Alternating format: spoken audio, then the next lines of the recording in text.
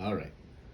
And we're back. All right. Well, that was the time limit I gave you that I sent overseas during World War II was 109 days, and they sent us to Camp Bill when we got to California. But going over on USS Van, and you can look it up in any military ship schedule holding uh, military people overseas and get recheck all the information if you want to.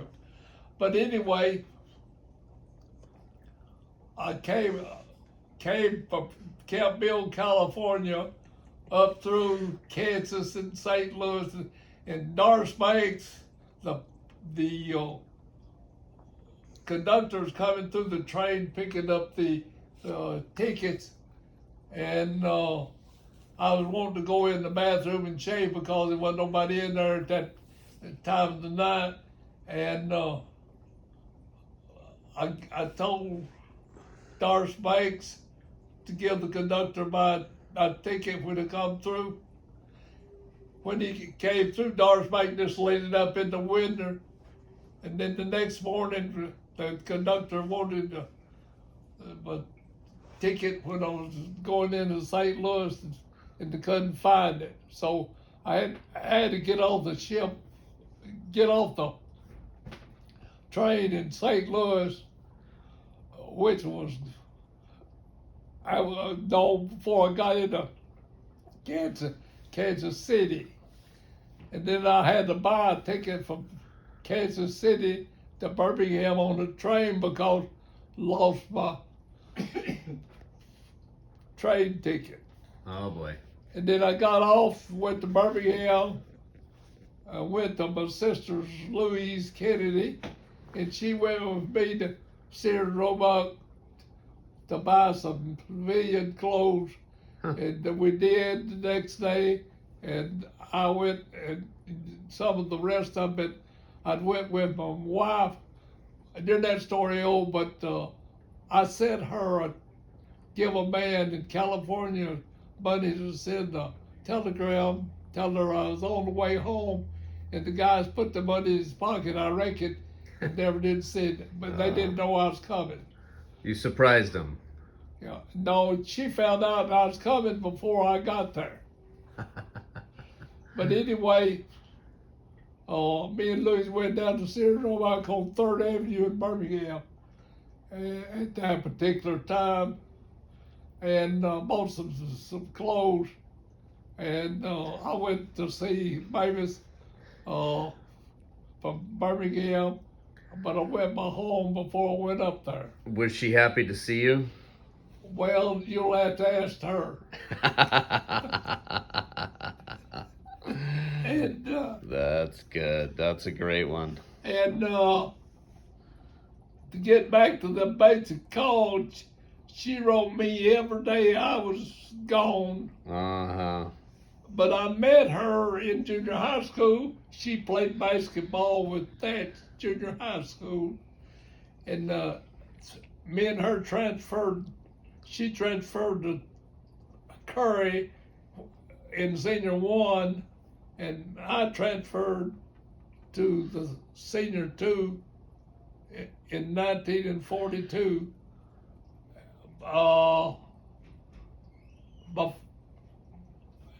But I knew her in junior high school because and met her, and I was playing football, and got our bad to stick my tongue out of my mouth, and I got hit on the chin, and knocked a hole in my tongue, and it was swelled up. We rode a bus to school and back, and it was swelled up real big, and I was on the bus, and I was sitting by Mavis, and she wanted to know what happened to my tongue, 'cause I didn't care nothing about her, never been around her, nothing.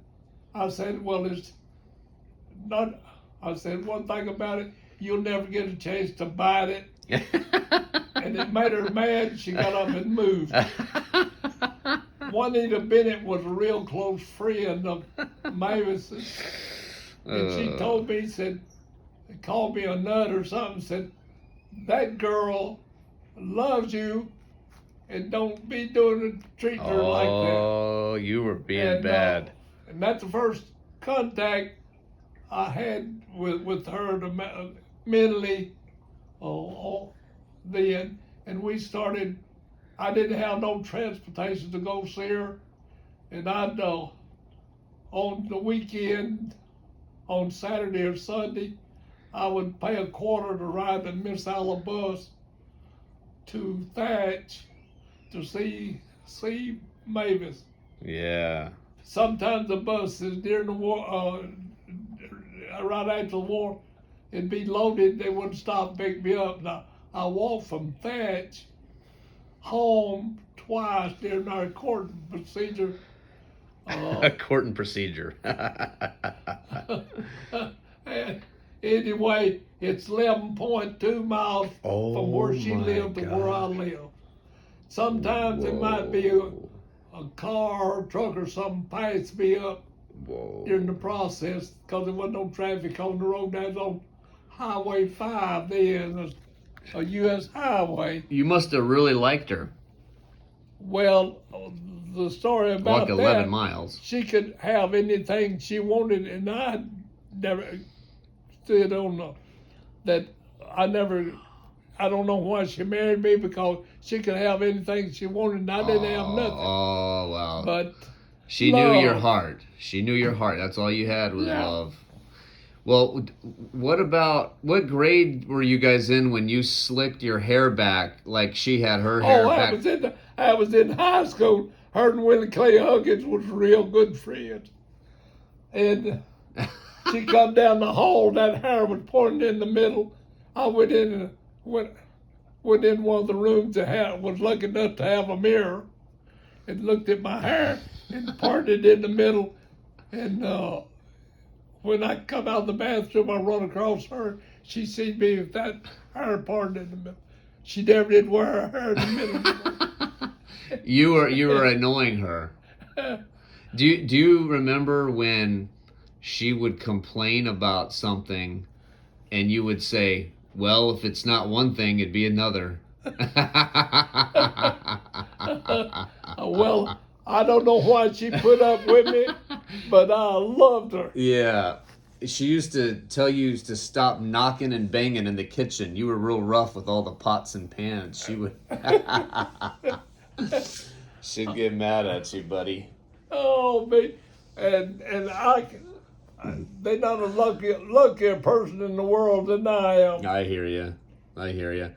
Well, if you were to give Blair and William some advice, what advice would you give them?